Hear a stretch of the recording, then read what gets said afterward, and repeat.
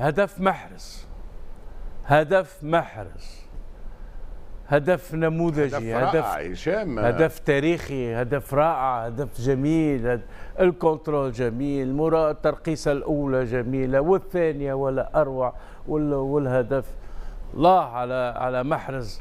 ما أروعك يا محرز. تفضل فتحي. لوحة فنية يا هشام، لوحة فنية يا هشام، لأنه الكرة جاية من بعد تقريبا 40 و50 متر ويعمل ترويض موجه. أصعب ما فما في الكرة، ونتكلم تحت رقابة وائل ويعرف، ترويض موجه، معناها الكرة عالية ثم الرقصات المتتالية ثم الهدف.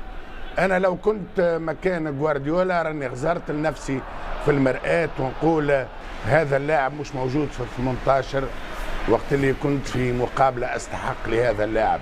لو كنت مكان جوارديولا نغزر نفسي في المرآة ونقول ظلمت هذا اللاعب، لأنه فعلا لاعب استثنائي مظلوم، والحمد لله أنه بين ظفرين ينتقم رياضيا مع الفريق الوطني الجزائري، ياخذ حقه مع الفريق الوطني الجزائري ويثبت جدارته ومؤهلاته وقيمته الفنية الاستثنائية.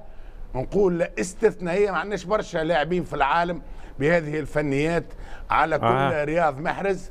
يظهر لي وضع بصمة قدام جوارديولا باش يرجع في التشكيلة الأساسية.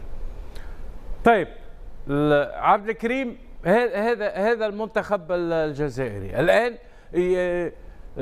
يتأكد من الترشح ويترشح إلى كأس أفريقيا للأمم، يؤكد أنه فعلا المنتخب الجزائري عقد العزم على الحفاظ على هذا اللقب، يعني سوف نيته أن لن يفرط في اللقب الأفريقي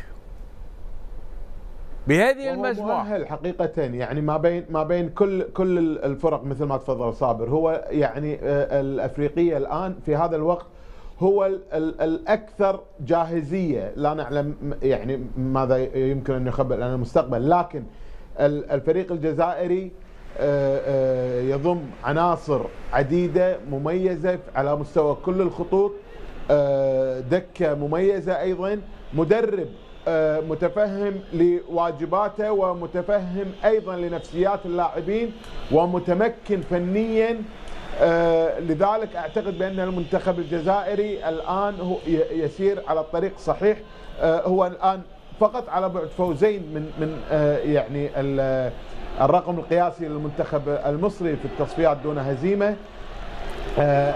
رياض محرز اليوم أحرج جوارديولا بالهدف، بالأداء المذهل اللي قدمه، ولو أن أنا يعني إذا بتكلم عن المباراة لم يعجبني تراجع المنتخب الجزائري في الشوط الثاني، لكن الآن وبعد ضمان التأهل أعتقد بأنها هي ستكون أيضا فرصة جيدة جدا للمدرب لأن يعني يقوم بإعطاء الفرصة أكثر لبعض اللاعبين الذي ينوي الاعتماد عليهم في المرحلة المقبلة. لكن باعتقادي أن المنتخب الجزائري سوف يكون هو الأكثر والأوفر حظا في أن يحافظ على لقبه إن شاء الله.